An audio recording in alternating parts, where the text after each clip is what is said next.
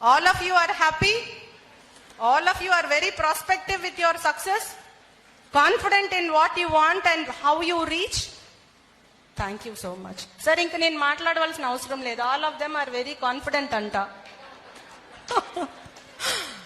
Thank you so much. Another issue which I wanted to tell is, ante ముందు చెప్పిన ఒక చిన్న story, తల్లిదండ్రుల ప్రేమని మనం ఏ విధంగా ప్రతిఫలం ఇవ్వాలి అని చెప్పాను. తర్వాత చెప్పినటువంటి ఒక వీరోచితమైన పోరాటం ఎందుకు చెప్పాను అంటే, ఆ ఫైటింగ్ కి మించినటువంటి ఫైట్ కాదు మనం చేసేది అని దాని గురించి చెప్పాను. Some more things I just wanted to tell and share with you because I'm given honourable time. నా మీద నమ్మకంతో కొద్దిపాటు టైం ఇచ్చారు కాబట్టి మీతో షేర్ చేసుకోవాలి. కొన్ని స్టోరీస్ ఏంటి అంటే అవి రియల్ లైఫ్ స్టోరీస్. అవి చూసినప్పుడు మాకు ఎంత బాధ అనిపిస్తుంది అంటే, ఎందుకు ఈ తల్లిదండ్రులు వారు చేసినటువంటి తప్పేంటి, కంటమే వాళ్ళు తప్ప, పెంచడమే వాళ్ళు తప్ప అని. ఇందాక సౌమ్య మాట్లాడేటప్పుడు ఆడపిల్లలు ఇంట్లోంచి వెళ్ళిపోయిన తర్వాత అది ఏమవుతుందో స్టోరీస్ మేము చూసాము అని. అదే ఒకటి మీతో షేర్ చేసుకుంటాను.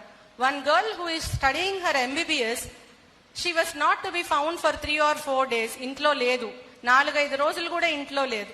లేకపోతే వాళ్ళ ఫాదర్ వచ్చి ఏడ్చుకుంటూ నా దగ్గరికి వచ్చాడు. Then I was west DSP here. ఆ తర్వాత తన కాల్ డీటెయిల్స్ ఏవో మా ఇన్వెస్టిగేషన్ టెక్నిక్స్ తోటి మేము ఆ అమ్మాయిని మళ్ళీ తీసుకొని వచ్చాం. దట్ గర్ల్ ఈ స్టడీయింగ్ MBBS 3rd year. ఇంకా 2 సంవత్సరాలు అయితే MBBS మొత్తం అయిపోతుంది. అంటే రెక్కలు ఆల్మోస్ట్ వచ్చేస్తున్నాయి. ఇంకా రెక్కలు వచ్చేసినాయి కదా, నేను ఎగిరిపోవచ్చు అనుకుంటుంది. కానీ ఆ రెక్కలకి కారణమైనటువంటి వాళ్ళ గురించి ఆలోచించలేదు. ఓకే ఫైన్, స్టోరీ మీకు తెలుసు. ఆ అమ్మాయిని తీసుకొస్తే ఇంకొక అతను కూడా వచ్చాడు. వచ్చిన తర్వాత ఏంటమ్మా ఇది అంటే, ఐ లవ్ హిమ్ అనింది. ఎందుకు, ఏంటి, ఏం చూసి అన్నా. అదేం లేదు మేడం, నేను మేజర్ని అని ఆధార్ కార్డు చూపించింది. అట్లానే తన సర్టిఫికెట్స్ కూడా చూపించింది. I started talking to her. కాస్త మాట్లాడిన తర్వాత తను చెప్పింది, నేను మీతో మాట్లాడను అంది. ఎందుకు అంటే, మీరు నన్ను కన్విన్స్ చేసేస్తారేమో, నన్ను భయం వేస్తుంది, నేను మీతో మాట్లాడను అని. She understood that I will definitely convince her. So finally నా మీద కోపం పెట్టేస్తుంది అనమాట. అంటే she's even losing that small thing. అరే ఆమె పాపం మంచి పొజిషన్ లో కూర్చుంది, ఒక DSPగా, అట్లీస్ట్ రెస్పెక్ట్ ఇవ్వాలి. ఆమె కాకపోయినా ఆమె సీటుకి అనే విచక్షణ కూడా కోల్పోయింది లాస్ట్ కి. ఆ తర్వాత అతనిలో ఏం చూసావు అని అడిగాను. నా అభిమతం, మనిషికి అపియరెన్స్ ఇంపార్టెంట్, లేదా క్యాస్ట్ క్రీడ్ ఇంపార్టెంట్, లేదా డబ్బు ఇంపార్టెంట్ అనేది కాదు. There has to be something called match. Matching అనేది అవసరం. ఆ మ్యాచింగ్ ఎక్కడ? అందంలో, ఆలోచనలో, డబ్బులో, హోదాలో అవసరం లేదు. నన్ను కాపాడగలడు అనే నమ్మకం ఇచ్చేటటువంటి వ్యక్తి అయితే చాలు ఆడపిల్లలకి మ్యాచింగ్, ఇంకేం అవసరం లేదు. నన్ను పోషించగలడు, నన్ను కాపాడగలడు, తల్లిదండ్రులకి ఈక్వల్గా ఎవరు లేకపోయినా వాళ్ళ ప్లేస్ ని రీప్లేస్ చేయగలిగేటటువంటి వ్యక్తి అయితే చాలు, అయితే అది మ్యాచ్ అని అర్థం. బట్ ఐ ఆస్క్డ్ హర్, ఏం చదువుకున్నాడు ఈ అబ్బాయి అంటే, బిజినెస్ మ్యాగ్నెట్. ఎలా పరిచయం అయ్యాడంటే, రోజు కాటూరి మెడికల్ కాలేజ్కి వెళ్ళేటప్పుడు మార్గ మధ్యలో గోడ మీద కూర్చొని ఉంటాడంట ఎక్కడో. సరే ఓకే, ఏం చేస్తాడు? Business magnet. వాళ్ళ నాన్న ఏం చేస్తాడు? Business magnet. ఏం మ్యాగ్నెట్? మరి ఆ మ్యాగ్నెట్ ఏంటో నాకు కూడా అర్థం కాల. ఆ పిల్లని అడిగా, బాబు నువ్వేం చదువుకున్నావు? MBA అన్నాడు. ఏ కాలేజ్ అన్నా? ఏదో కాలేజ్ అన్నాడు. కాలేజ్ పేరు చెప్పవయ్యా అన్నా. సమ్ కాలేజ్ చెప్పాడు. ప్రిన్సిపల్ గారు ఎవరు అన్నా. చెప్పడానికి భయపడుతున్నాడు. ఐ అండర్స్టూడ్ ఆయన MBA కాదు, ఏం కాదని. మీ ప్రిన్సిపల్ గారి పేరు చెప్పు, నేను మాట్లాడతాను వారితోటి అన్నా. చెప్పలా. ఇప్పుడు చెప్పు కరెక్ట్ గా నువ్వేం చదువుకున్నావు అంటే, BCom 1st year డిస్కంటిన్యూ. మరి ఆ అమ్మాయిని అడిగాను, బిజినెస్ మ్యాగ్నెట్ అన్నావు కదమ్మా అని. ఓకే మేడం, అయితే ఏంటి అంది నన్ను. Finally I asked about his father. మీ నాన్న ఎక్కడ బిజినెస్ మ్యాగ్నెట్, ఏం బిజినెస్ చేస్తాడు అంటే, అతనికి పాపం కళ్ళు కనిపించు, ఇంట్లో ఒక పేషెంట్ అతను. ఫైనల్ గా మా టైప్ ఆఫ్ ఇంటరాగేషన్ చేస్తే తెలిసింది ఏంటంటే, totally that fellow has cheated her. ఆ అమ్మాయిని అడిగాను, చూస్తే కూడా తెలిసిపోతుంది అతను స్మోక్ చేస్తాడని, పాన్ పరాగులు అవి తింటాడని కూడా తెలిసిపోతుంది కదమ్మా. మరి ఇట్లాంటి అతన్ని నువ్వు మెడికల్ కాలేజీలో 3rd year MBBS చదువుతున్నావు, నువ్వెట్లాగా అంటే, నాకు అతన్ని బాగు చేసుకునేటటువంటి కెపాసిటీ ఉంది, నమ్మకం ఉంది మేడం అంది. అబ్బో చాలా గ్రేట్. అంటే సినిమాలో హీరోయిన్స్ చెప్తారు కదా, అదే నిజం అనుకునేటటువంటి స్టేజ్ లో తను ఉంది. చాలా గ్రేట్, మంచిదమ్మా, నీ నమ్మకాన్ని నేను ఎక్కడ వమ్ముపరచను. ఫైన్. సరే, ఇప్పుడు ఏం చూసి వెంటనే నీ తల్లిదండ్రుల్ని వదిలేసి అతనితో వెళ్ళిపోతావు అంటే, నేను మేజర్ని మేడం, మీరు నన్ను ప్రశ్నించే హక్కు మీకు ఎక్కడుంది, నేను కోర్టులో ఫైల్ చేస్తాను అది ఇదని కొంచెం గట్టిగా మాట్లాడింది. అంటే చదువుకుంటుంది కదా, అందుకోసమే. I asked her only one question. రాజ్యాంగము నీకు 18 సంవత్సరాలు వచ్చింది కాబట్టి నీ నిర్ణయం నువ్వు తీసుకునే హక్కు నీకు ఇచ్చింది, తప్పు లేదు. నువ్వు ఎవరికి ఓటేస్తావో ఆ హక్కు నీకు ఇచ్చింది, తప్పు లేదు. నువ్వు ఎవరితో లైఫ్ షేర్ చేసుకుంటావో ఆ హక్కు నీకు ఇచ్చింది, తప్పు లేదు. నువ్వేం చదువుకోవాలనుకుంటున్నావో, ఏ ఉద్యోగం చేయాలనుకున్నావో ఆ హక్కు కూడా నీకు ఇచ్చింది రాజ్యాంగం, తప్పు లేదు. కానీ తల్లిదండ్రుల్ని చీట్ చేయొచ్చు, వాళ్ళ గుండెల మీద తన్ని నువ్వు ఎవరితో అయినా వాళ్ళతో వెళ్ళిపోవచ్చు. వాళ్ళ నమ్మకాన్ని కాల రాసేటటువంటి హక్కు ఏ రాజ్యాంగంలో ఇచ్చింది అని అడిగాను. ఆన్సర్ లేదు. Go now you fight any court of law, నీకు ఇష్టమైన కోర్టులో నువ్వు ఫైల్ చేయి. నేను పర్సనల్ గా అపియర్ అయ్యి అదే కోర్టు జడ్జి గారికి చెప్తాను ఏ హక్కు రాజ్యాంగాన్ని తల్లిదండ్రుల్ని మోసం చేసేటటువంటి హక్కు ఏ ఆర్టికల్ కింద ఇచ్చింది అని అడుగుతాను. Now you go and file the suit అని అన్నాను. Then she started crying. I'm very sorry అని చెప్పింది. ఈ సారీ నువ్వు నాకు కాదు చెప్పాల్సింది, నీ మీద నమ్మకం పెట్టుకొని నీ తల్లిదండ్రులకు చెప్పు. బికాస్ వాళ్ళ పేరెంట్స్ చెప్తున్నారు ఎంత కష్టపడి ఆ అమ్మాయిని చదివించారు అని. ఇంట్లో 4 పిల్లలు ఉంటే ఈ అమ్మాయి ఒక్కతే MBBS చదువుతుంది. దానికోసం ఆ అమ్మాయి కోసం వాళ్ళందరూ ఒక రూమ్ లో ఉండి ఈ అమ్మాయి ఒక్కదాని కోసం ఒక రూమ్ ఇచ్చారంట. బికాస్ పెద్ద చదువు చదువుతుంది కాబట్టి తన కోసం సెపరేట్ బెడ్, తన కోసం రీసెంట్ గా AC పెట్టించారు. And now since she is coming out after completion of her MBBS and she can earn her own money, she got independence or freedom to go away from that family. ఎందుకు వెళ్ళిపోవాలనుకుంటున్నావు అంటే ఆ ఇల్లు చాలా ఇరుగ్గా ఉంది, నాకు వాళ్ళని చూస్తేనే అసహ్యంగా ఉంది, ఎంతసేపు గొడవలు, తినటానికి తిండి కూడా లేదు. ఇదే answer. Who gave, which constitution gave that right? I really don't understand. ఒక్కసారి నేను నీకు ఇష్టమైనటువంటి కోర్టులో నువ్వు ఫైల్ చేసుకో. ఆ కోర్టులో ఉన్నటువంటి జడ్జి గారు కూడా పిల్లలు ఉన్నారు, ఆ పిల్లలు కూడా నీలాగే నాకు రాజ్యాంగం హక్కు ఇచ్చింది అంటే ఆయన మనసులో వచ్చేటటువంటి ఆలోచన కూడా ఇదే. ఏ రాజ్యాంగం కూడా తల్లిదండ్రుల ఆలోచనల్ని, వాళ్ళు మన మీద పెట్టుకున్నటువంటి నమ్మకాన్ని కాల రాసేటటువంటి హక్కు ఇవ్వదు, ఇవ్వలేదు కూడా. Now it is our duty to again think that ఏ రాజ్యాంగంలో అయితే హక్కులు ఇచ్చారో, ప్రాథమిక హక్కులు, ఫండమెంటల్ రైట్స్ అనేవి పొందుపరిచి ఉన్నాయో అదే రాజ్యాంగంలో పక్క చాప్టర్ లోనే ఇంకొకటి ఇచ్చారు. ఏంటది? ఫండమెంటల్ రైట్స్ పెట్టిన తర్వాత నెక్స్ట్ చాప్టర్ లో ఏముంటాయి? ప్రాథమిక బాధ్యతలు, ఫండమెంటల్ డ్యూటీస్.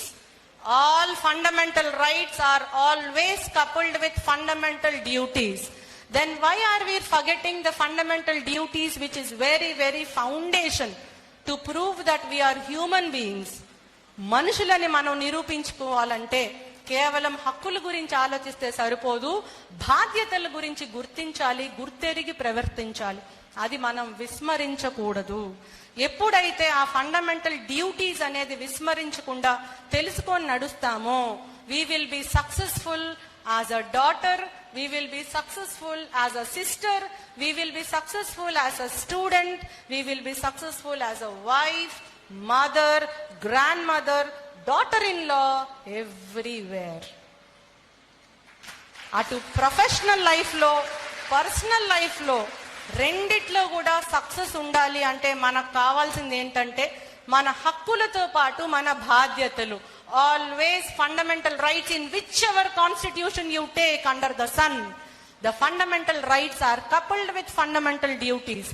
ప్రాథమిక హక్కులతో పాటు పక్కనే ఉండేవి, మనల్ని ఎప్పుడు పొడుస్తూ ఉండేవి ప్రాథమిక బాధ్యతలు. ఈ ప్రాథమిక హక్కులతో పాటు ప్రాథమిక బాధ్యతలు గుర్తించాలంటే మనకు కావాల్సింది clarity of thoughts. Wherever I go, whichever college I address, I only speak more about clarity of thoughts. ఆ క్లారిటీ ఆఫ్ థాట్స్ ఏంటి అంటే మనం ఎంచుకున్నటువంటి రోల్లో కానీ, మనం ఎంచుకున్నటువంటి గోల్లో కానీ క్లారిటీ ఉండాలి. మనం చదివేటటువంటి చదువులో కూడా క్లారిటీ ఉండాలి. దాని మీద బేసిక్స్ మీద పటుత్వం ఉండాలి. ఇందాక ఒక సార్ మాట్లాడారు. He told you have to have lot of strong foundation on the language which you speak. Along with that, what you have to have is the clarity in your basics. అది ముందు స్కూల్లోనే రావాలి. ఒకవేళ స్కూల్లో రాకపోయినా ఇప్పుడు కూడా ఏమి మించిపోయింది లేదు. మీలో ఉన్నటువంటి రోల్ అండ్ గోల్ క్లారిటీకి, మీ తల్లిదండ్రులకి మేము ఏదో చెయ్యాలనే తపనకి, అది సక్సెస్ఫుల్ గా అవ్వాలి అంటే మీకు కావాల్సింది ఏంటంటే మీరు ఎంచుకున్నటువంటి మార్గం, మీరు చదివేటటువంటి చదువు, మీరు ఏ పయనంలో వెళ్ళాలనుకుంటున్నారో వాటన్నిటికీ కూడా క్లారిటీ కావాలి, బేసిక్స్ మీద అవగాహన కావాలి. When we call what are the 2 elements of democracy అని ఎవరన్నా మనల్ని అడిగారు అనుకోండి, స్టోరీలు చెప్పి 10 పేజీలు రాయొచ్చు, కానీ only 2 things which we have to tell are democracy అనగానే we have to tell it is nothing but the principle of equality and it is nothing but the principle of universal adult franchise అని చెప్పగలిగేటటువంటి clarity మనకు కావాలి. ఆ clarity basics మీద పటుత్వం ఉంటేనే వస్తుంది. కానీ కాసేపు సెల్ ఫోను, కాసేపు యూట్యూబ్, కాసేపు ఫేస్బుక్, లేదా వాట్సాప్, లేదా ఒక ఫోన్ కాల్, ఇదంతా అయిపోయినాక రేపు ఎగ్జామ్ ఉంది, అనవసరంగా మా సార్ మాటిమాటికి ఎగ్జామ్స్ పెడతాడని 4 ఇంపార్టెంట్ క్వశ్చన్లు తీసుకొని ఆ 4 ఇంపార్టెంట్ క్వశ్చన్లో మనం ఏదైతే ఇంపార్టెంట్ అనుకున్నామో అది చదవక, అర్థమయ్యి అర్థం కాక రాత్రంతా కూర్చొని, if you burn that mid night oil, never we can reach this stage. You have to have the clarity of your thoughts, the clarity of what we speak, the clarity of what we think, the clarity of first what we are. కూతురుగా నా role clarity ఏంటి, అక్కగా నాకు ఉన్నటువంటి clarity, నా బాధ్యత ఏంటి, ఒక స్టూడెంట్గా నా బాధ్యత ఏంటి, ఇంత మంచి హాస్టల్లో ఒక వార్డుగా ఉన్నా నేను ఏ విధంగా ప్రవర్తించాలి, ఏ విధంగా చదువుకోవాలి, ఎలా సక్సెస్ అవ్వాలి, ఏ విధంగా నేను నడవాలి, ఆలోచించాలి, తోటి వాళ్ళతో ఎట్లా మెలగాలి, వీటన్నిటిలో క్లారిటీ ఉండాలి. That is called as role clarity. I always speak about it wherever I go, because I believe in letter and spirit. I was sitting there, my son was calling me, ఏదో ఫంక్షన్కి వెళ్ళాడు, 7th class పిల్లోడు, వాళ్ళ friend birthday party ఉంది. I cannot do away with that responsibility because I am a mother to him. నేను additional superintendent of police అంటే it is nothing for him. I'm only mother to him. So phone మాట్లాడుతుంటే phone lift చేసి నువ్వు ముందు రెడీగా ఉండు, తర్వాత car వస్తుంది తీసుకొని వెళ్తారు. I have to do that. I can't do away with that role because I'm a mother. I have to discharge that duty. మా ఫాదర్ కాల్ చేసి నేను నైట్ వెళ్ళాలి, టికెట్ బుక్ చేసావా అని అడిగారు. ఇంకో కాల్ ఇందాక చేశానని చెప్పాను. It is my duty. అరే నేను ఇక్కడ పెద్ద వేదికలో ఉన్నాను, పెద్ద మనుషులు పక్కన ఉన్నాను అంటే అయితే ఏంటి? It is nothing to do. You are sitting here, you have to discharge all roles. అందున ఆడపిల్లలకి ఇంకా అద్భుతమైన స్థానం మనకి ఇచ్చారు. ఎందుకు అంటే మనం అన్ని రోల్స్ ని ఈక్వల్ గా చిరునవ్వుతోటి చేస్తాము అనే నమ్మకం సమాజానికి ఉంది, భగవంతుడికి ఉంది. అందుకే ఇంత వండర్ఫుల్ కలర్ఫుల్ లైఫ్ ని, అంత రెస్పెక్టబుల్ పొజిషన్ ని సమాజంలో మనకి మహిళలకి మాత్రమే ఇచ్చారు. సార్ మీరెవరు ఫీల్ అవుతారు?